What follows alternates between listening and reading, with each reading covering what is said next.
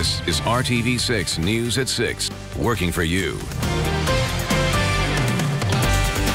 Now at 6 o'clock, still fighting for justice. A woman who lost her daughter to gunfire last year is still on the hunt for her killer. We'll show you what she's doing this weekend to help find that suspect. Another high school student tests positive for COVID-19. We'll show you the Eastside school where other players are now having to quarantine.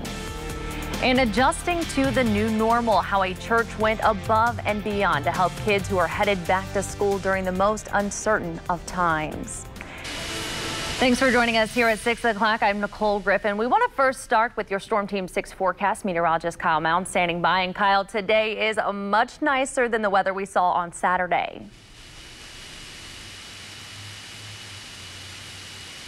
Yeah, the rain not nearly as widespread today, Nicole, but a few of us are still dealing with a few of those downpours out there. Even one thunderstorm that's near the Sullivan area. So we'll take you to Storm Team 6 radar and show you where we're tracking these. Again, no severe weather for us this evening, but go in for a little closer view. Quite a bit of lightning has been in an uptick there with that thunderstorm that's now starting to pull northeast of Sullivan. Got another downpour there between Martinsville and Bloomington. Really some heavy rainfall and a little bit of that lightning going to be the main threats out of these. As we work our way to the northeast, we've got a few showers and downpours dotting the landscape there around Alexandria and just to the north of Muncie. Those will continue to slide to the east. We look across downtown. We've got some blue sky, fair weather cumulus clouds with temperatures generally running in the 80s. We've got some upper 70s though in Muncie and Greenwood at 79.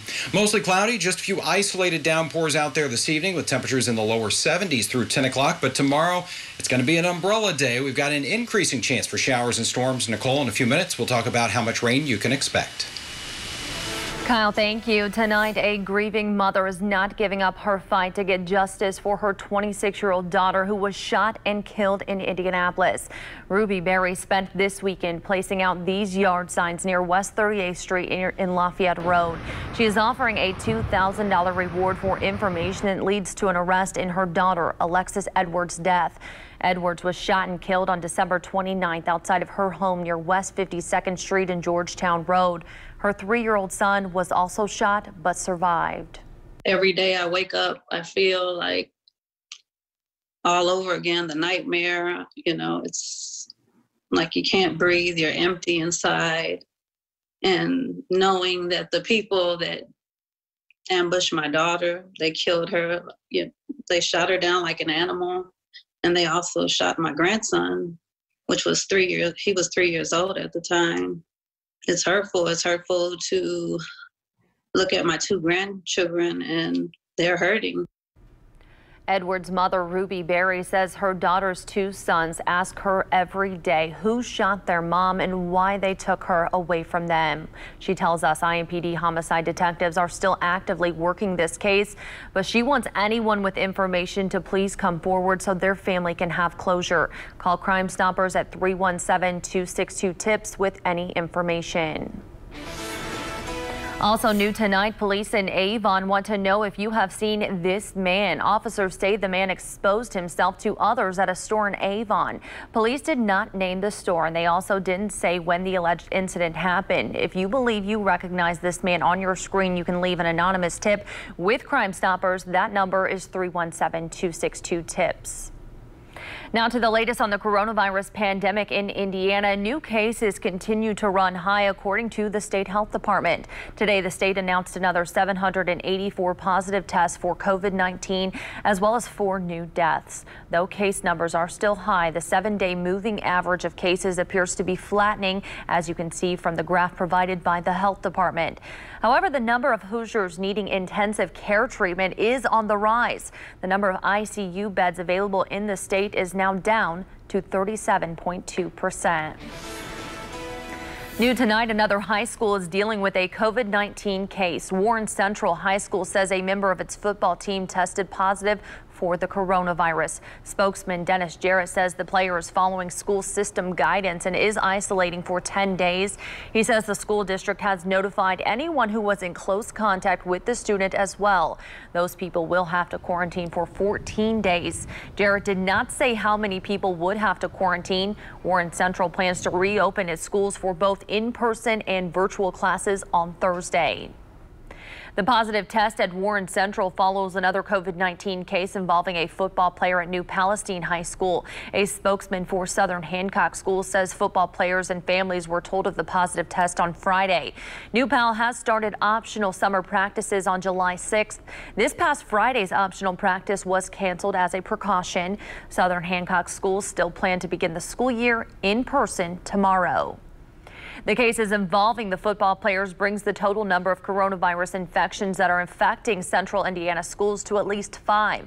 Last Thursday, a student at Greenfield Central Junior High School tested positive for the virus on the very first day of the school year. A staffer at Avon High School also tested positive, though the school district says that employee had no contact with other students and staff. And earlier last week, Indian Creek High School in Johnson County announced that one of the team's football coaches was being isolated with COVID-19. As school starts again this year, it will look much different from any other year because of the pandemic. Troy Washington is working for you, showing us how one local church is trying to make sure families are adjusting to the new normal.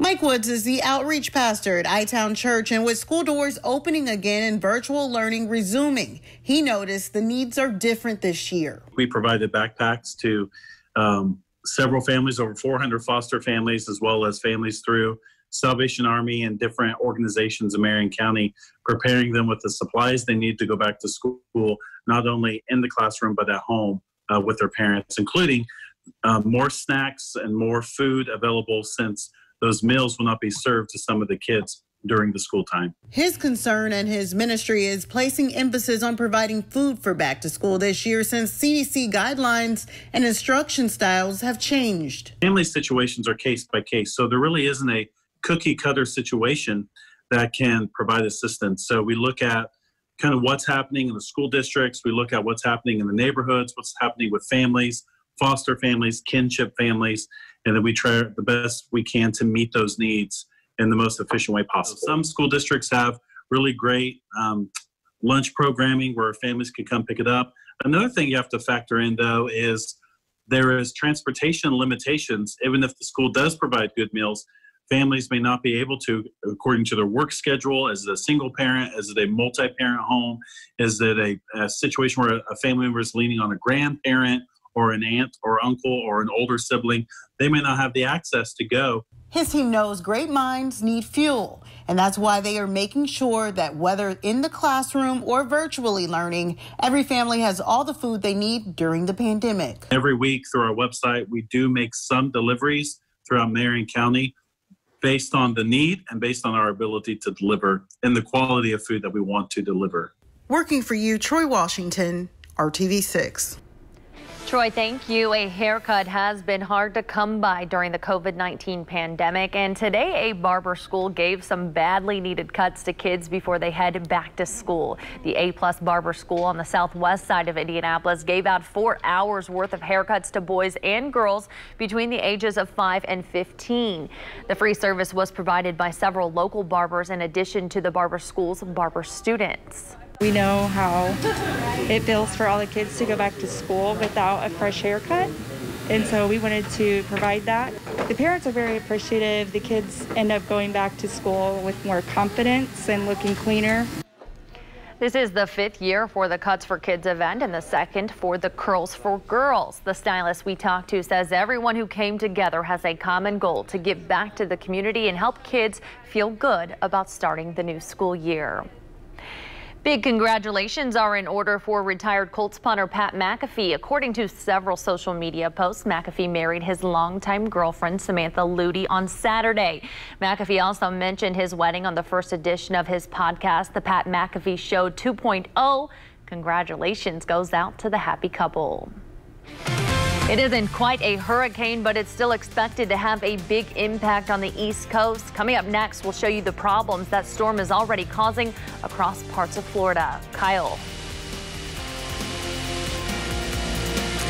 And we are going to be talking about a refreshing change here in central Indiana as the humidity is really going to drop by Tuesday afternoon. We'll talk about the fall feel that comes along with it. You're watching RTV6 News at 6. This is RTV6 News at 6, working for you. Tropical storm Isaias is starting to make its presence known. High winds knocked out power to hundreds of people in parts of Florida, but so far parts of Florida's coast have been spared major impact. Scripps reporter Ryan Hughes is in Fort Pierce with a closer look. Tropical storm Isaias' winds kicking up on the Treasure Coast and stirring up the ocean at Jetty Park in Fort Pierce. But luckily, this system weakening and the worst staying off Florida's coast. Yeah, it was a really relief to wake up this morning and see what happened. Nicole and Alex Gomez are born and raised in Fort Pierce and have been through countless hurricanes. They say Isaias is no big deal. We kind of knew it wasn't going to hit hard, but it is what it is. On Sunday, the storm still causing rough surf and rip currents. St. Lucie County is keeping a close eye on the beaches, expecting some erosion, and over the next couple of days, it's warning swimmers to stay out of the ocean. But the wind creating ideal conditions for these kite surfers. Jerry Gazinski admits he's a rookie and may need a little bit more practice. Just the fun and excitement of being able to get out there and kiteboard in this type of conditions, you know, with optimal wind and the surf coming up and stuff like that. It's just, it's amazing. The surfers drawing crowds, people packing the jetty to watch these guys in action, others fishing and exercising after being cooped up inside with COVID-19 cases still rising in Florida. We came out of the house and we wanted to come down here and take the kids out. They were getting kind of bored inside. They didn't want to come at first, but once we're out here, they don't want to leave now. And St. Lucie County will be business as usual come Monday, but the county administrator reminding everybody we are still in the middle of a pandemic and a mask mandate is still in effect. In Fort Pierce, I'm Ryan Hughes. Ryan, thank you so much. Now to your Storm Team 6 forecast, meteorologist Kyle Mount standing by. And Kyle, I know last night we were talking about the Spacex crew returning due to that storm. What's the very latest with that? Yeah, so they were able to do that this afternoon, Nicole, in the Gulf of Mexico. The SpaceX crew there actually landing off the coast of Pensacola a little before 3 o'clock this afternoon. They had some better weather there because the tropical storm is moving up the Atlantic side of Florida. It is still a strong tropical storm. 74 miles per hour would make it a hurricane. It's got winds of 70. And then it looks like it's going to be kind of hop-skipping across the east coast here, actually moving into the northeast as the week goes along. Should remain, though, a tropical storm. Here at home, no influence from that. We've got temperatures generally in the 80s and the upper 70s. A couple of areas that are a little bit rain-cooled as we've had an isolated downpour here or there, but the majority of central Indiana is dry and will stay that way. We've had some lightning with this storm here moving into northeastern portions of Sullivan County, but it looks like that's starting to drop out. Just be aware that any of these downpours, in addition to some heavy rain, could have a little bit of lightning with them. So if you hear thunder, you certainly want to head indoors and let those storms pass on by. TrueCast shows as we go through the evening hours and even into the overnight, we won't completely get rid of that chance for rain, but I would say it's less than 30% across central Indiana with temperatures that should be fairly comfortable. Lower to middle 60s is where we will start off our Monday morning. 65 in Indianapolis and 64 in the Columbus area. Monday, again, we talked about it earlier, you're going to need that umbrella here. May not need it first thing in the morning, but shower and thunderstorm chances will return to the area, and that's going to keep those temperatures in the 70s for afternoon highs for most of us. Here's a look at TrueCast. 8 o'clock Monday morning, you can see a few of those downpours mainly across southern sections around Bedford and Seymour. As we get into that heating of the afternoon, it becomes a little more expansive here with some of the heavier rainfall. Again, not expecting severe weather with this, but an isolated strong storm with some gusty winds. That should all pretty much wrap up by about 11 or 12 o'clock tomorrow night. Most areas are looking at about a half inch of rainfall. Certainly get under one of those thunderstorms, though, and you could pick up over an inch of rain pretty quickly out of those. High temperatures on Monday, again, missing the mark. The average high here is 84 degrees. We'll be in the upper 70s with the clouds and rain around through the afternoon. That 7-day planning forecast, as we put things together, will keep a low chance for some rain going into Tuesday, but the humidity will really drop by Tuesday afternoon with that high of 74. Then a lot of sunshine here Wednesday and Thursday. You may not be a fan of this weather if you like the heat and humidity, but we had that the last couple of weeks. So now, Nicole, we're going to get a nice break from that. Looks like it will return, though, as we go into next weekend. We're back in the 80s with more chances for some showers and storms. All right, Kyle, thank you. No fans, no problem, especially when the Pacers have a guy like TJ Warren in the lineup. He piled up the points on Saturday night. Coming up, more on a busy week for the team in Orlando.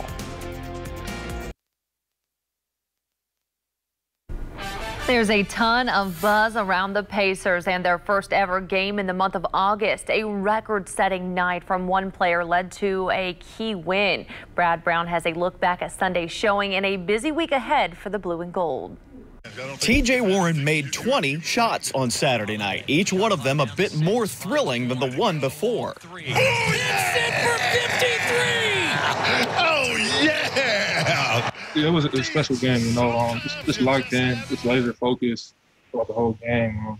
Our teammates did a great job of feeding me the ball, me making plays, and just being myself out there. His 53 points were the third most in a single game ever by a Pacers player, and they needed every one of those 53 in a 127-121 win over the 76ers. With me coming out here, just playing the way I play and playing my game and just being aggressive, and it doesn't matter the environment. You got to come with it every game. Every game I feel anxious and nervous at the same time, but it's full of excitement. Warren moved into the starting lineup when Malcolm Brogdon missed out with an injury. Adjustments like that will be key to success in this truncated summer season. He felt confident in his shot right from the start. You know, a couple of those long threes that he took, he did no hesitation. You could tell that he was in a zone, and we tried to continue to take advantage of his scoring tonight. He's been a scorer since as long as I've known him. I've known him for a long time, well, of him for a long time. And then getting to know him here, playing here, I mean, he was born to get buckets, so it's no surprise to any of us. Victor Oladipo's return to the lineup ended a couple weeks of speculation of whether he'd play at all. 15 points in 32 minutes, but still recognizing that he has a quadricep and a knee to consider. Still on a little minute restriction, but not really. But, you know, at the end of the day, you know, just adjusting. I thought, I went out there and just, kept the game simple. Didn't try to do too much, just finding my flow. Man, I'm glad I could go out there and help the team a little bit today. It's a busy week for the Pacers. Their only back-to-back in the bubble has games on Monday and Tuesday. The schedule continues against the Suns Thursday and the Lakers on Saturday. The Pacers could clinch a top 5 spot in the East with a sweep of the games this week. Brad Brown, RTV6 Sports.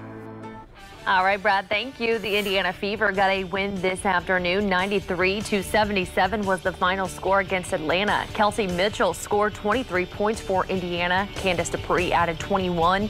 The Fever's record is now 2-2. Their next game is on Wednesday when they face the Los Angeles Sparks. The WNBA bubble is playing this summer in Bradenton, Florida.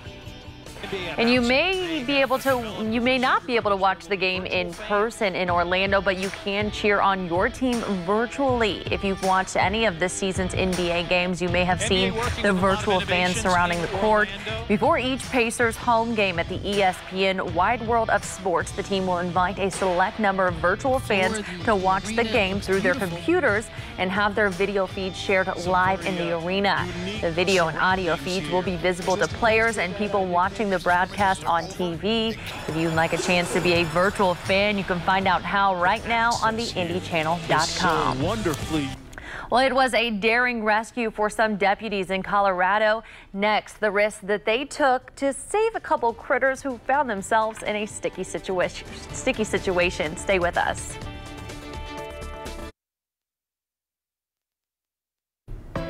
As the new school year approaches, you can find the latest information from a local school district and tips to navigate this unprecedented year at the IndyChannel.com/safely back to school. And check out this video out of Colorado where deputies helped out some trapped bear cubs. This was in Jefferson County. The cubs fell into a commercial dumpster and could not get out. Mama bear was guarding her babies and wouldn't let anyone near. The deputies were able to flip the dumpster lids while keeping an eye on the mom, and 2 cubs immediately scrambled out while a third got a little help rejoining the family. Oh my gosh, look at that video. All right, Kyle, take it away. Yeah, and That dumpster, a little too tall, but maybe the Three Bears will find a dumpster that's just right here. Well, our forecast after tomorrow is just right. We've got some shower and thunderstorm chances, especially Monday afternoon and evening, but look at that. Then we'll dry out and enjoy high temperatures, mainly in the 70s this week, even a couple of mornings there that'll be into the middle 50s by Wednesday and Thursday morning, Nicole. Kyle, thank you, and thanks for joining us. Have a great night.